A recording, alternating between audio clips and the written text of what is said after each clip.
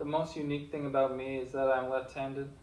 Only about 10% of the world's population is left-handed, so it's a pretty rare thing. Being left-handed comes from my mom's side of the family. My mom, my brother, my grandparents, they're all left-handed, so it's pretty common on my mom's side of the family. I think that being left-handed comes with mostly negatives.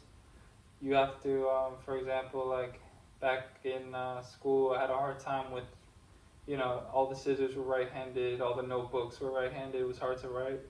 So it was mostly negative, but there are some positives. Like if I'm playing basketball, being left-handed makes you harder to defend because people aren't used to defending left-handed people. So that's a plus. If I had the opportunity to change to being right-handed, I would stay left-handed because it tends to stand out. If you're writing, somebody will see it and they'll take note of that. Like it's unique, it stands out. When people see me, they think that I'm into playing sports, but I'm actually much more of a music type of person. Though I do enjoy playing basketball, I'm much more into drawing and listening and playing music based off of my height. A lot of people do think that I play sports seriously or other things like that, but I definitely prefer arts and music. Over the past year, I've been teaching myself how to draw. Also, in high school, I played the baritone horn, but over time, I want to save up and eventually, I want to buy myself a piano and teach myself.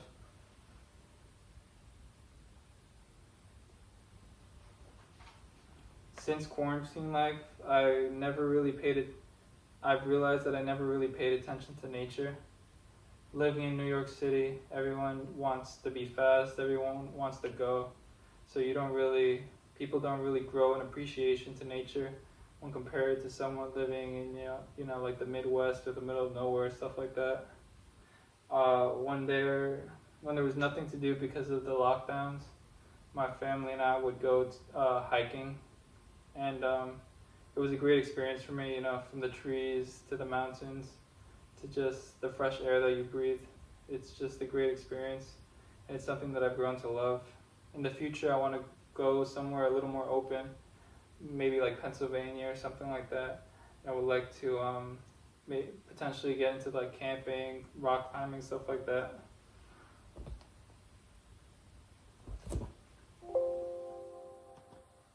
Had I known the lockdown was going to happen a year earlier, I would have appreciated being with my friends from high school a little bit more. For all the sophomores in college right now, their senior year got cut short of high school, so most of them didn't have prom or graduation or anything like that. So over the course of the lockdowns, my friends and I could only really speak through PlayStation and just speaking on FaceTime, stuff like that. But now all my friends go to different colleges. One of them goes to Florida, Pennsylvania, California even. So it's hard to find time to all, get together, talk again because we're all in different time zones. We're all doing different things.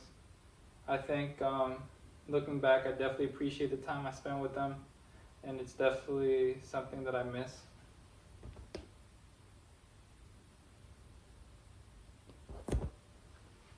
I wish that social media and the internet wouldn't be so addictive. I think that one of the biggest ways that I waste time is just being on my phone, looking just YouTube, Instagram, stuff like that. Social media and the internet is one of my biggest time wasters, and I could at least 1 to 2 hours of the day I'm just looking at my phone, just random things. Having my phone near me can be a huge distraction. Like while doing homework, while I'm trying to do something productive, I'll just find myself going off to the next thing. So social media was designed to be addictive, so the more and more, like the more time you spend on these apps, the more time you want to continue spending on. One day, one of my goals of mine is just to be able to put my phone down and just for the next hour or 2 hours, just be able to stop myself from going back and just being able to quit for a bit, you know. What I, James Lynch, learned about myself through this training is that I still have a lot of work to do in order to improve my speaking. When watching my speaking, I tend to make a lot of nervous hand movements and have a lot of trouble remembering what I'm going to say. I still have bullet points on my computer that I'm looking at, so that's something I need to work on.